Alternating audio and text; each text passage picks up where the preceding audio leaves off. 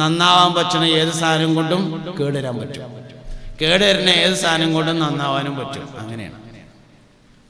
അങ്ങനെയാണ് കാര്യങ്ങൾ. അതുകൊണ്ട് ഞാൻ നിങ്ങൾ ആബിദീങ്ങളാവണം എന്ന് പറയാണ്. എങ്ങനെ ആബിദീങ്ങളാകുക? ചെയ്യുന്ന കാര്യങ്ങൾ ഇബാദത്താക്കി മാറ്റുക. നമ്മൾ എന്താ ചെയ്യണേ വെച്ചാൽ അത് ഇബാദത്താക്കി മാറ്റുക. എല്ലാ സമയത്തും നമ്മൾ ദാക്കിരീങ്ങളായിരിക്കണം, ദിക്ർ ചൊല്ലുന്നവരായിരിക്കണം. ദിക്ർ ചൊല്ലലുണ്ട്, ദിക്ർ ചെയ്യലുണ്ട്, ദിക്ർ ചിന്തിക്കലുണ്ട്. ദിക്ർ മൂന്നായിട്ടുണ്ട്. ആലോചിക്കുന്ന ദിക്റുണ്ട്, പ്രവർത്തിക്കുന്ന ദിക്റുണ്ട്, പറയുന്ന ദിക്റുണ്ട്. അഖിമിസ്സലാത്ത ലിദിക്രി, എന്റെ ദിക്റിന് വേണ്ടി നിങ്ങൾ നിസ്കരിക്കണം. അത് ചെയ്യലാണ്, അതും ദിക്റാണ്. അപ്പൊ ദിക്ർ ചെയ്യലുണ്ട്, ദിക്ർ പറയലുണ്ട്, ദിക്ർ ആലോചിക്കലുണ്ട്. തഫക്കുറു സഅത്തിൻ ഖൈറും മിൻ അൽഫി റക്അ ഹബീബുനാ റസൂലുള്ളാഹി. ഒരു മണിക്കൂർ അല്ലാഹുവിനെ കുറിച്ച് ചിന്തിച്ചിരിക്കൽ 1000 റക്അത്ത് നിസ്കരിക്കുന്നതിനേക്കാൾ പോരിശയുള്ളതാണെന്ന് പുണ്യനബി സല്ലല്ലാഹു അലൈഹി വസല്ലം. തഫക്കുർ ഒരു സാഅത്ത് അല്ലാഹുവിനെ പറ്റിയിട്ട് ഇങ്ങനെ ആലോചിക്കുക, ചിന്തിക്കുക. ഹജ്ജ് ശരിക്ക് അള്ളാഹുവിനെ കുറിച്ച് ചിന്തിക്കാനുള്ള മാസമാണ് എന്നാണ്. ഹജ്ജ് മാസവും ഹജ്ജിന്റെ കർമ്മങ്ങളൊക്കെ അള്ളാഹിനെ പറ്റി ചിന്തിക്കാനുള്ളതാണ്. പരിശുദ്ധമായ ഹജ്ജ് മാസം എന്ന് പറയുന്നത് ചലനങ്ങളുടെ മാസമാണ്, ഇളക്കങ്ങളുടെ മാസമാണ്. ഇളക്കങ്ങളിലെ ഏറ്റവും വലിയ ഇളക്കം കൽബിന്റെ ഇളക്കമാകുന്നു. ചലനങ്ങളിലെ ഏറ്റവും വലിയ ചലനം കൽബിന്റെ ചലനമാണ്. അതുകൊണ്ട് ഹജ്ജ് മാസം ചലനങ്ങളുടെ മാസമാണ്, ഇളക്കങ്ങളുടെ മാസമാണ്. ഹജ്ജ് മാസത്തിലാണ് അള്ളാഹിനെ പറ്റി നല്ലോണം ആലോചിക്കേണ്ടത്.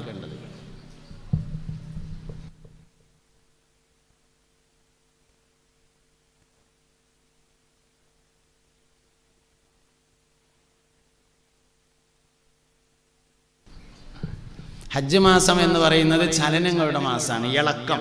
ഇളക്കത്തിൽ വെച്ച് ഏറ്റവും വലിയ ഇളക്കം കൽബിന്റെ ഇളക്കാണ്. കൽബിന്റെ ഇളകിയാൽ ഏത് മനുഷ്യനും നേരാവുന്നതാണ്.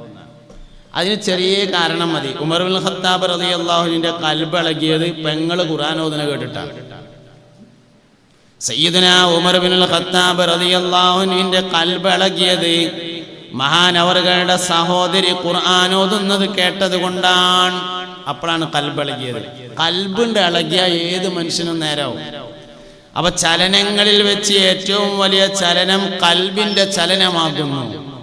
അതിനാണ് നമ്മൾ അള്ളാഹുവിനെ കുറിച്ച് ചിന്തിക്കുന്നത്, അവന്റെ അജായിബുകളെ കുറിച്ച് ചിന്തിക്കുന്നത്, അള്ളാഹുവിന്റെ ലോകങ്ങളെ കുറിച്ച് ചിന്തിക്കുന്നത്, അള്ളാഹുവിന്റെ സംവിധാനങ്ങളെ കുറിച്ച് ചിന്തിക്കുന്നത്.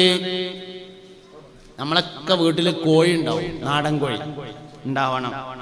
നാടൻ കോഴിനെ അറുത്താല് നാടൻ കോഴിയുടെ ഉള്ളില്, കൊടലിന്റെ ഉള്ളില്, ചീലയുടെ ഉള്ളില് വെള്ളാരങ്കല്ലുണ്ടാവും. അതിനാദ്യം നാടൻ കോഴി വേണം, പിന്നെ അറക്കണം, പിന്നെ തോലൊളിക്കണം, പിന്നെ കഷ്ണം വെട്ടണം, നിലക്ക് ഉണ്ടാവുള്ളൂ. അതിനാദ്യം നാടൻ കോഴി വേണമല്ലോ, അതൊന്നും ഇല്ലാതായല്ലോ. നാടൻ കോഴിനെ അറുത്ത് തോലൊളിച്ചിട്ട് വെട്ടുമ്പോ അതിൻ്റെ ഉള്ളിൽ വെള്ളാരങ്കല്ലുണ്ടാവും. എന്താ സംഭവം എന്നറിയങ്ങള്?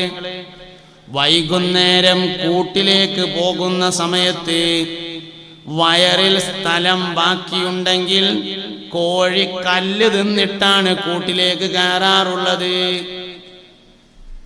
ഒരു ഹദീസിന്റെ പുലർച്ചയാണത്. എന്താ ഹദീസ്?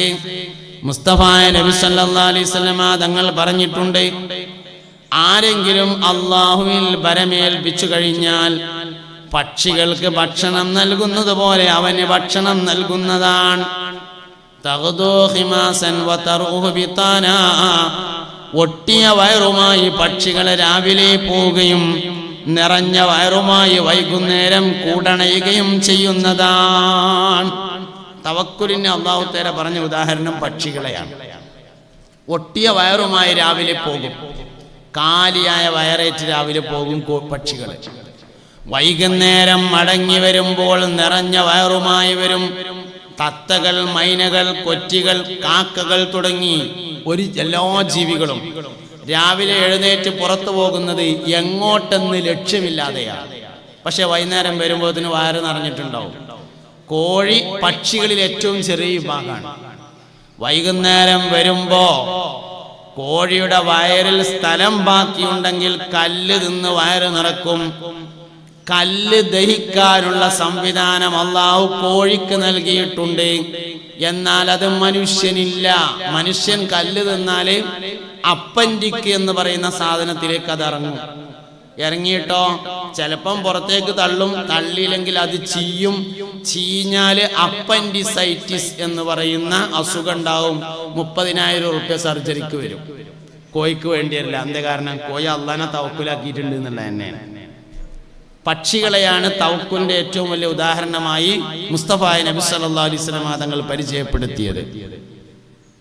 തൊട്ടിലിൽ കിടക്കുന്ന കുട്ടി, പാല് കുടിക്കുന്ന തൊട്ടിലിൽ കിടക്കുന്ന ചെറിയ കുട്ടിനെ തൊട്ടിലിൽ കിടത്തി ഉറക്കിയിട്ട് ഉമ്മ 4 കിലോമീറ്റർ അപ്പുറത്തേക്ക് പോയി കൊണ്ടോട്ടി വില്ലേജ് ഓഫീസ്ക്ക് എന്തോ അത്യാവശ്യത്തിന് പോയി കുട്ടിനെ ഉറക്കിയിട്ട്.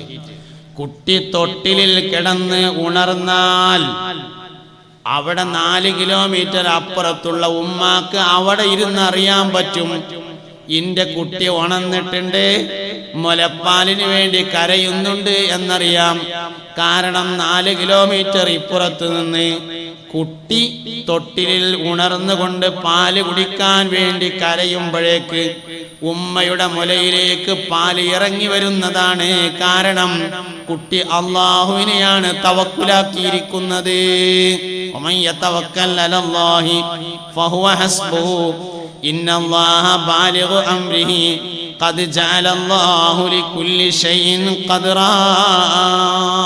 പടച്ചോനെ ഏൽപ്പിച്ചാൽ അല്ലാഹു മതിയായവനാണ്. നമ്മൾ പലപ്പോഴും അള്ളാനെ ഏൽപ്പിക്കണില്ല എന്നതാണ് പ്രശ്നം. അബ്ദുൽ ഖാദർ ഈസ ഹലബ് റഹ്മത്തുള്ളാഹി അലൈഹി തന്റെ ഹഖായിഖുൻ അനി തസവ്വുഫിന്റെ ആദ്യ ഭാഗത്ത് ഒരു കഥ പറയുന്നുണ്ട്. ബഹുമാനപ്പെട്ട സയ്യിദുന മൂസ നബി അലൈഹിസ്സലാമിന്റെ അടുക്കൽ ഒരു ദിവസം ഒരാൾ വന്നു. മൂസാ നബി അലൈഹിസ്സലാമിന്റെ അടുക്കൽ ഒരു ദിവസം ഒരാൾ വന്നിട്ട് പറഞ്ഞു, മൂസാ നബിയെ, എനിക്ക് വേണ്ടി നിങ്ങളൊന്ന് ദുആ ചെയ്യണം എന്ന് പറഞ്ഞു. സയ്യിദുന മൂസ അലൈഹിസ്സലാം ചോദിച്ചു, അനക്ക് ഞാൻ എന്തിനാ ദ്വാരക്കണ്ട് എന്ന് ചോദിച്ചു.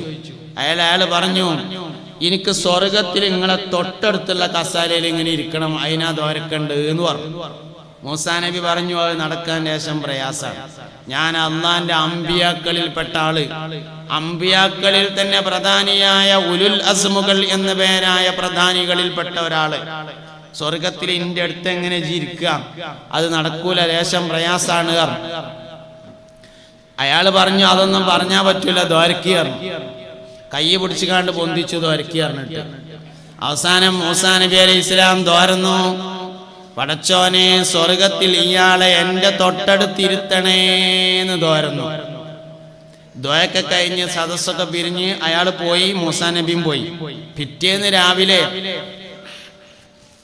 ശിഷ്യന്മാര് വന്നു. മൂസാ നബി അലൈഹി ഇസ്ലാമിന്റെ തിൽമീദന്മാര് വന്നപ്പോ ഓല് പറഞ്ഞു, മഹാനവറുകളെ, ഇന്നലെ നമ്മളടുത്ത് വന്നിട്ട് സ്വർഗത്തിൽ നിങ്ങളെ എടുത്ത കസേലയിൽ ഇരിക്കാൻ വേണ്ടി ദ്വാരപ്പിച്ചു പോയൊരു മനുഷ്യല്ലേ, അയാളെ നരി പിടിച്ചു തിന്നു എന്ന് പറഞ്ഞു ശിഷ്യന്മാര്.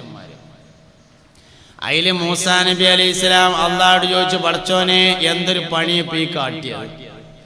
അയാള് സ്വർഗത്തിൽ ഇന്റെ അടുത്തിരിക്കാൻ വേണ്ടി ദ്വാരപ്പിച്ചു പോയിട്ട് ഒരു 4 ദിവസം മര്യാദക്ക് ഇബാദത്തെടുത്ത് നല്ല നിലക്ക് ജീവിച്ച് മരിക്കുകയാണെങ്കിൽ എനിക്കൊരു സമാധാനം ഉണ്ടായിരുന്നു. ദ്വാരപ്പിച്ച് പോയേക്കിന് തന്നെ അയാള് മരിച്ചത് എന്തേന്ന് ചോദിച്ചു. അല്ലാഹു റബ്ബുൽ ഇസ്സത്ത് മൂസ നബി അലൈഹി ഇസ്ലാമിനെ വഹി അറിയിച്ചു, മൂസേ, ഇങ്ങക്ക് അയാളെ പരിചയമുണ്ടോന്ന് ചോദിച്ചു. അതിൽ പറഞ്ഞു, പരിചയമൊന്നുമില്ല പറഞ്ഞു. എന്നാ ഞാൻ പറഞ്ഞുതരാം. അയാള് ജീവിതത്തിൽ ഒരിക്കലും മനസ്സറിഞ്ഞ് എന്നെ ഒന്ന് വിളിച്ചിട്ടില്ല. മനസ്സറിഞ്ഞാണ്ട് ഇന്നുണ്ടല്ലൊരു വിളി, പടച്ചോനെ റബ്ബേ എന്നുള്ളൊരു വിളി ജീവിതത്തിൽ ഒരിക്കലും അയാൾ വിളിച്ചിട്ടില്ല. നരി പിടിക്കാൻ വേണ്ടി ചാടിയേക്കിനുണ്ട് അയാൾ ഇന്നൊരു വിളിയാണ്ട് വിളിച്ചിട്ട്, ആ ഒരൊറ്റ വിളിയാണ് സ്വർഗത്തിൽ നിങ്ങൾ അടുക്കൽ ഇരിക്കാൻ അദ്ദേഹത്തിന്റെ ജീവിതത്തിൽ ആകെയുള്ളത് എന്ന് അല്ലാഹു റബ്ബുൽ ഇസ്സത്ത് വഹി അറിയിക്കുന്നു. സയ്യിദുനാ മൂസാ അലൈഹിസ്സലാം നമ്മളെ റബ്ബിനെ മനസ്സറിഞ്ഞ് ഇതുവരെയും ഒറ്റ വിളി വിളിച്ചിട്ടുണ്ടോ എന്നൊന്ന് ആലോചിച്ചോട്ടെ. ഉണ്ടാവില്ല. ദ്വാരക്കാൻ വേണ്ടി നമ്മൾ എന്തെങ്കിലുമൊക്കെ കൊടുക്കും, എന്നാലും നമ്മൾ ദ്വാരക്കൂല. അങ്ങനെയാണ്. മജ്ലിസുന്നൂർക്ക് 313 ദ്വാരക്കാൻ. എനിക്കും ഒഴിവില്ല, ഞാൻ പോവുകയാണ് അറിയാം. മൂപ്പർക്ക് ദ്വാരക്ക ഒഴിവില്ല. എന്തേലും കൊടുക്കണം കേട്ടോ, വേറെ കാര്യം. പക്ഷെ കൊടുത്താൽ മാത്രം പറയാം, നമ്മക്കൊന്നും ദ്വാരക്ക ഒഴിവ് വേണം. ദ്വാന്റെ കാര്യത്തിൽ നമ്മൾ ഭയങ്കര വലിയ പിഷ്കന്മാരാണ്. ദ്വാന്റെ കാര്യത്തിൽ വലിയ പിഷ്കന്മാരാണ്. മഗ്‌രിബ് നിസ്കാരം കഴിഞ്ഞിട്ട് അങ്ങാടിത്തെ പള്ളിയിൽ ദ്വാസമ്മേളനം നടത്തണം എന്നല്ല ഞാൻ ഈ പറഞ്ഞത്. ഒറ്റക്കുള്ള ദ്വാരെ പറ്റിയിട്ടാണ് ഞാൻ ഈ പറഞ്ഞത്. ഭയങ്കര പിഷ്കത്തരാണ് ദ്വാരക്കാരൻ. ദ്വാരക്കന്നല്ലേ നമ്മള്. ഒന്ന് ആലോചിച്ച് നോക്കി, അവരാൻ്റെ കാര്യം ആലോചിച്ച് നോക്കി. നമ്മൾ ഒറ്റക്ക് ദ്വാരക്കലുണ്ടാവും. ആരും ഇല്ലെങ്കിൽ ദോറസ്കാരം കഴിഞ്ഞിട്ട് നമ്മളാണ് നീച്ചു കഴിയാം. ആരെങ്കിലും ഉണ്ടെങ്കിൽ നമ്മൾ റബ്ബനാത്തിന ഫിദ്ദുന്യാസിന എന്ന് ഒറ്റ വാക്കിൽ ദ്വാരക്കും മതി. എന്നാ അതെങ്കിലും വേണ്ടേ? ദ്വാരക്കൂല. സ്വകാര്യതയിലുള്ള മനുഷ്യന്റെ ദുആ, ചെറിയ ചെറിയ കാര്യങ്ങൾക്കുള്ള ദുആ വലിയ ദർജ ഉണ്ടാക്കുന്നതാണ്. നമ്മളാരും ചെറിയ കാര്യത്തിന് ദ്വാരക്കലില്ല. ക്യാൻസർ തരരുതേ, കുഷ്ഠം തരരുതേ, വെള്ളപ്പാണ്ട് തരരുതേ, അപകട മരണം തരരുത്, ഇതൊക്കെ നമ്മൾ ദ്വാരക്കും. പടച്ചോനെ എനിക്ക് പനി തരരുതേ, ജലദോഷം തരരുതേ, മൂക്കൊലിപ്പ് തരരുതേ, തലവേദന തരരുതേ, ദ്വാരക്കൂല. ആലോചിച്ചാൽ നമ്മളാരെങ്കിലും ദ്വാരം നിൽക്കണോ? നിങ്ങളെന്ന് പറഞ്ഞാൽ ഇനിയും കൂട്ടിയിട്ട് നമ്മളാരെങ്കിലും ദ്വാരം നിൽക്കണോ? നമ്മൾ ദ്വാരക്കൂല. അതിനെന്താ കാരണം? ചില വിവരങ്ങൾ നമ്മളെ അള്ളാഹുവിൽ നിന്ന് വല്ലാതെ അകറ്റും. ചില വിവരം അള്ളാഹുവിൽ നിന്ന് വല്ലാതെ അകറ്റും. പനിക്ക് പാരസിറ്റാമോൾ മതി എന്ന വിവരമാണ് ദ്വാരക്കാതിരുന്നതിന്റെ കാരണം. തലവേദനക്ക് ക്രോസിന് മതി എന്ന വിവരമാണ് ദ്വാരക്കാത്തതിന്റെ കാരണം. മൂക്കൊലിപ്പിന് കൊമ്പഞ്ചാതി മതി എന്ന വിവരമാണ് ദ്വാരക്കാത്തതിന്റെ കാരണം. ചില വിവരങ്ങൾ അള്ളാഹുവിൽ നിന്ന് മനുഷ്യരകറ്റും. വിവരം ഒരു മനുഷ്യനുണ്ടാവേണ്ടത് അള്ളാഹുവിലേക്ക് അടുപ്പിക്കാനാണ്. എന്നാൽ അള്ളാഹുവിൽ നിന്ന് അകറ്റാൻ ചില വിവരങ്ങൾ ഉപകരിക്കും. ളുഹർ നിസ്കരിക്കുമ്പോ, അസർ നിസ്കരിക്കുമ്പോ നമ്മൾ ഒറ്റക്കാണെങ്കിൽ വാങ്കു ഇക്കാമത്തും കൊടുക്കാതെ നിസ്കരിക്കുക. അതുണ്ടാക്കിയിട്ട് കയറി ചെന്നുങ്ങാണ്ട് ളുഹർ നിസ്കരിക്കുകയാണെങ്കിൽ അല്ലാഹു അക്ബർ, അസർ നിസ്കരിക്കുമ്പോൾ അല്ലാഹു അക്ബർ, നമ്മൾ വാങ്കു ഇക്കാമത്തും കൊടുക്കൂല. എന്നാലേ പൊന്നാനി മൗനത്തുൽ ഇസ്ലാം സഭ എന്ന് പറഞ്ഞൊരു സ്ഥാപനമുണ്ട്. പൊതുവിശ്വാസികൾ പഠിക്കുന്ന സ്ഥാപനം. ആ സ്ഥാപനത്തില് ളുഹറിന്റെ വഖത്തിലോ അസറിന്റെ വഖത്തിലോ മഗ്‌രിബിന്റെ വഖത്തിലോ ഒക്കെ ചെന്നിട്ട് നമ്മൾ ആരെങ്കിലും ഒറ്റക്ക് നിസ്കരിക്കുന്നുണ്ടെങ്കിലോ ഒന്ന് നോക്കിയാല് ബാങ്കും ഇഖാമത്തും കൊടുക്കാതെ ആരും നിസ്കരിക്കുന്നുണ്ടാവൂല. എന്തേ കാരണം? അവർക്ക് ബാങ്കും ഇഖാമത്തും സുന്നത്താണെന്ന് അറിയില്ല. ഓരത് സുന്നത്താന്ന് മനസ്സിലാക്കിയിട്ടില്ല എന്നുള്ളതാണ് പ്രശ്നം. നമ്മൾ വാങ്ങ് കൊടുക്കൂല. എന്തേ കാരണം? ഞമ്മക്കത് സുന്നത്താണ് എന്നറിയാം എന്നതാണ് പ്രശ്നം. ചില വിവരങ്ങൾ അള്ളാഹുവിൽ നിന്ന് മനുഷ്യരെ ദൂരേക്ക് കൊണ്ടുപോകും. ചില വിവരം അള്ളാഹുവിൽ നിന്ന് അകറ്റും. വിവരം മനുഷ്യർ വേണ്ടത് അള്ളാഹുവിലേക്ക് അടുപ്പിക്കാനാണ്. എന്നാൽ ചില വിവരങ്ങൾ അള്ളാഹുവിൽ നിന്ന് മനുഷ്യനെ അകറ്റിക്കൊണ്ടിരിക്കും.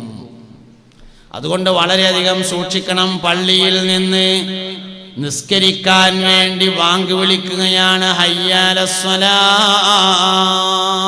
നിസ്കരിക്കാൻ വരി, ഹയ്യാലൽ ഫലാഹ്, വിജയത്തിലേക്ക് വരി എന്ന് പള്ളിക്കന്ന് നിസ്കരിക്കാൻ വരി എന്ന് പറയുമ്പോ ശരിക്ക് നമ്മൾ എന്താ പറയേണ്ടത്?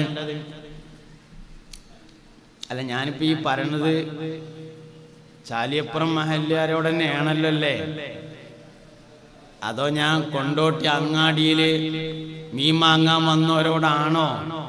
മീൻ വാങ്ങാൻ വന്നവരോട് വയത് പറഞ്ഞാല് വയലിങ്ങനെ കേൾക്കണതിന്റെ ഇടയിൽ കൂടെ ഓലിങ്ങനെ പുതിയ മീൻകൊട്ട വന്നോന്ന് ഇങ്ങനെ നോക്കും. അങ്ങനെ ഉണ്ടാവും. അങ്ങാടിയിൽ വയത് പറയണമെങ്കിൽ നല്ല പരിശീലനമാണ്. അത് രാഷ്ട്രീയക്കാർക്കൊക്കെ നടക്കുള്ളൂ. കാരണം ഓലെ സംബന്ധിച്ച് കേട്ടാലും വേണ്ടിയില്ല, കേട്ടില്ലെങ്കിലും വേണ്ടിയില്ല, പറഞ്ഞു തീർത്താൽ മതി. അങ്ങനെയാണ്. ഞാൻ ഇവിടെ പറഞ്ഞു തീർക്കാൻ വന്നതല്ല, എഡിറ്റ് ചെയ്യാനൊന്നും ഉണ്ടാവില്ല. ഞാൻ ഈ പറഞ്ഞത് ഹർഫംബി ഹർഫ് ജീവിതത്തിലാണ് കൊണ്ടുവരണം. എന്നാലേ വന്നത് മുതലാവുള്ളൂ. അല്ലെങ്കിൽ എൻ്റെ അവിടെ മഴ ഉണ്ട്, അല്ലാതെ നിങ്ങളവിടെ മാത്രമൊന്നുമല്ല മഴ. ഈ മഴയത്ത് രാവിലെ നീച്ചു പോന്നിട്ടുള്ളത് ഈ പറഞ്ഞയിലെ ഓരോ ഹർഫും നിങ്ങൾക്ക് ജീവിതത്തിൽ ഉപകാരപ്പെടണം എന്ന് കരുതിയിട്ടാണ്. എന്നാലേ എനിക്കും കാര്യമുള്ളൂ, നിങ്ങൾക്കും കാര്യമുള്ളൂ, സംഘടിപ്പിച്ചവർക്കും കാര്യമുള്ളൂ, എല്ലാവർക്കും കാര്യമുള്ളൂ. അതുകൊണ്ട് തല ഇങ്ങോട്ട് വെച്ചിട്ട്, ഉടലെവിടെ ആയാലും കുഴപ്പമില്ല, തല ഇവിടെ ഈ സദസ്സിൽ വെച്ചിട്ട് ഇങ്ങനെ ഇരിക്കും. അപ്പൊ ഞാൻ അങ്ങനെ പറയും. അല്ല, നിങ്ങൾക്ക് വേറെ എന്തെങ്കിലും പണി ഉണ്ട് എന്ന് തോന്നിയാൽ ഞാനും ആ പണി എടുക്കും. നിങ്ങളെല്ലാവരും ഉറങ്ങുകയാണെങ്കിൽ ഞാനും ഉറങ്ങിക്കോളാം. നിങ്ങളെല്ലാവരും മൊബൈലുമ്മ കളിക്കുകയാണെങ്കിൽ എനിക്കും ഉണ്ടൊരു മൊബൈല് പുതിയത്, ഞാനും കളിച്ചോളാം. ഇങ്ങോട്ട് നോക്കി ഇങ്ങനെ ഇരുന്നാ ഞാൻ ഇങ്ങനെ പറയാം. അങ്ങനെയാണ്. അശ്റഖൽ ബദ്റു അലൈനാ ഫഖ്തഫത് മിൻഹുൽ ബുദൂറു مثل حسنك ما رأينا قط يا وجه سروري يا نبي سلام عليكم يا رسول سلام عليكم يا حبيب سلام عليكم صلوات الله عليكم. അപ്പൊ പള്ളിയിൽ നിന്ന് നിസ്കരിക്കാൻ വരീന്ന് പറയാണ്. ഹയ്യാല സ്വലാഹ്, നിസ്കരിക്കാൻ വരൂ എന്ന് പറയുമ്പോ ശരിക്കും എന്താ പറയേണ്ട മറുപടി? ഇതാ വരുന്നോ, അതിനെന്നെ ഞാൻ പാടത്തുനിന്ന് കയറണത് എന്നാണല്ലോ ശരിക്കും പറയേണ്ടത്. പക്ഷെ എന്താ പറയാൻ പറഞ്ഞത്? ലാ ഹൗല വലാ ഖുവത ഇല്ലാ ബില്ലാഹിൽ അലിയിൽ അദീം. ഉന്നതനും മഹാനുമായ അല്ലാഹു വിചാരിച്ചാൽ അല്ലാതെ വരാൻ കഴിയൂല. ലാ ഹൗല തവക്കുലിന്റെ ദിക്റാണ്. ലാ ഹൗല തവക്കുലിന്റെ ദിക്റാണ്. മക്കളുണ്ടാകാൻ ലാഹൗലയെല്ലാം, മുതലുണ്ടാകാൻ ലാഹൗലയെല്ലാം, എടങ്ങേറുന്ന സലാമത്താകാൻ ലാഹൗലയെല്ലാം, ഒക്കെ ലാഹൗല. എന്താണ് അത്? തവക്കുലിന്റെ ദിക്റാകുന്നു എന്നതാണ് അതിന്റെ പ്രത്യേകത. അതുകൊണ്ട് തവക്കുലുണ്ടാവണം. ഞാൻ പറഞ്ഞുകൊണ്ടിരിക്കുന്നത് ദുആന്റെ കാര്യത്തിൽ നമ്മൾ ഭയങ്കര വലിയ പിഷ്കന്മാരാണ്. ദ്വാരക്കാൻ നമ്മൾ ഭയങ്കര പിഷ്കന്മാരാണ്. ആശുപത്രിന്ന്, മെഡിക്കൽ കോളേജിൽ നിന്ന് ഡോക്ടർ പറഞ്ഞു നിങ്ങൾ പേരേക്ക് കൊണ്ടേക്കോളി, ഇനിങ്ങള് മതപരമായി എന്തെങ്കിലുമൊക്കെ ചെയ്യാണ്ടെങ്കിൽ അതും ചെയ്തോളി, അല്ലാതെ ഇനി മെഡിക്കൽ സയൻസിന് ഒന്നും കാര്യമായിട്ട് ചെയ്യാനില്ല എന്ന് പറഞ്ഞിട്ട് ആംബുലൻസിൽ വാപ്പാനെ വീട്ടിലേക്ക് മടക്കുമ്പോ മക്കള് ഫോൺ എടുത്തിട്ട് പള്ളിക്കത്തെ മൂലയിലേക്ക് തങ്ങള് വാപ്പാക്ക് വിളിക്കും, തങ്ങളെ വാപ്പാനെ ആശുപത്രിയിൽ നിന്ന് മടക്കാണ്, നല്ലോണം ദ്വാരക്കണട്ടോ, ദ്വാരല്ലാതെ ഇനിയൊന്നും വേറെ പ്രതീക്ഷ ഇല്ല എന്ന് ഡോക്ടറും പറഞ്ഞിട്ടുണ്ട് എന്ന് പറയും. ഇനി ദ്വാരക്കല്ലാതെ എന്താപ്പ കാട്ടുക? ഇനി നമ്മൾ വേറെ ഒന്നും ചെയ്യാനില്ലല്ലോ, ദ്വാരക്കല്ലാതെ എന്താപ്പ നമ്മൾ കാട്ടുക എന്ന് പറഞ്ഞ അതിന്റെ അർത്ഥം ദ്വാരക്കല്ലാതെ എന്തെങ്കിലും കാട്ടാനുണ്ടായിരുന്നുവെങ്കിൽ അതും കൂടി കാട്ടിയിട്ടാണ് ഞാൻ ദ്വാരക്കുക എന്നാണ് ആ പറഞ്ഞതിന്റെ അർത്ഥം. മനസ്സിലായില്ല? നമ്മളെപ്പോഴാ ദ്വാരക്കുക? ദ്വാരക്കല്ലാതെ ഇനി വേറെ ഒന്നും ചെയ്യാനില്ലെങ്കിൽ അവസാനം ദ്വാരക്കും. അങ്ങനെയാണ്. ആശുപത്രിയിൽ നിന്ന് മടങ്ങുമ്പോ ദ്വാരക്കും. ആശുപത്രിക്ക് പോയപ്പോ ദ്വാരന്നുകാണ്ട് പോയ ഒരാളുണ്ട്, സയ്യിദ് ഉമർ അലി ശിഹാബ് തങ്ങൾ. നമ്മളെപ്പോഴാ ദ്വാരക്കല്? ആശുപത്രിയിൽ നിന്ന് മടക്കുമ്പോഴാ ദ്വാരക്കുക. ആശുപത്രിക്ക് പോകുമ്പോ തന്നെ പുറത്തേക്ക് വന്നിരുന്ന അൽ ഫാത്തിഹ എന്ന് പറഞ്ഞ് ദ്വാരന്നുകാണ്ട് പോയി സയ്യിദ് ഉമർ അലി ശിഹാബ് തങ്ങൾ. റജബ് മാസത്തിലെ പവിത്രമായ രാവിലെ, വെള്ളിയാഴ്ച രാവും കൂടി ഒരുമിച്ച് കൂടിയ ദിവസത്തിലാണ് മഹാനായ സയ്യിദ് ഉമർ അലി ശിഹാബ് തങ്ങൾ ലോകത്തോട് യാത്ര പറഞ്ഞത്. ദുആന്റെ കാര്യത്തിൽ നമുക്ക് വലിയ പിഷ്കത്തരാണ്. ദ്വാരക്കൂല. ചെറിയ ചെറിയ കാര്യങ്ങൾക്ക് ദ്വാരക്കാറില്ല, വലിയ വലിയ കാര്യത്തിന് നമ്മൾ ദ്വാരക്കുള്ളൂ. കഞ്ഞിയിലിപ്പേറിയാൽ നമ്മളാരും ദ്വാരക്കൂലല്ലോ. ക്യാൻസർ ഉണ്ടാകണേൽ നമുക്ക് വലിയ പേടിയാണ്. ചെറിയ കാര്യത്തിൽ ഒരു പേടിയില്ല. വലിയ വലിയ കാര്യങ്ങൾക്കാണ് ദ്വാരക്ക. വലിയതിന് ദ്വാരക്കണ്ടെന്നല്ല ഞാൻ പറഞ്ഞത്. ജീവിതത്തിന് വലിയ മാറ്റം വരും ഒരാൾ ചെറിയ കാര്യങ്ങൾക്ക് ദുആ ചെയ്യാൻ തുടങ്ങിയാൽ. ചെറിയ വിഷയങ്ങൾക്കൊക്കെ ദ്വാരക്കാൻ തുടങ്ങുക. പഠിച്ചോനെ, അള്ളാഹുവേ, ഞാൻ അങ്ങാടിക്ക് സാധനങ്ങൾ വാങ്ങാൻ വേണ്ടി പോവുകയാണ്. പഠിച്ചോനെ, അള്ളാഹുവേ, എനിക്ക് ഹൈറായ കാര്യങ്ങൾ, ഹൈറായ വിഷയങ്ങൾ, ഹൈറായ വസ്തുക്കൾ വാങ്ങാനുള്ള തൗഫീക്ക് തരണേ. ചെറിയ വിഷയങ്ങൾക്കൊക്കെ ദ്വാരക്കാം. മനുഷ്യന് അള്ളാഹുവിൽ വലിയ ദർജ ഉണ്ടാവുന്നതാണ്. വലിയ കാര്യത്തിന് എല്ലാവരും ദ്വാരക്കുന്നതാണ്.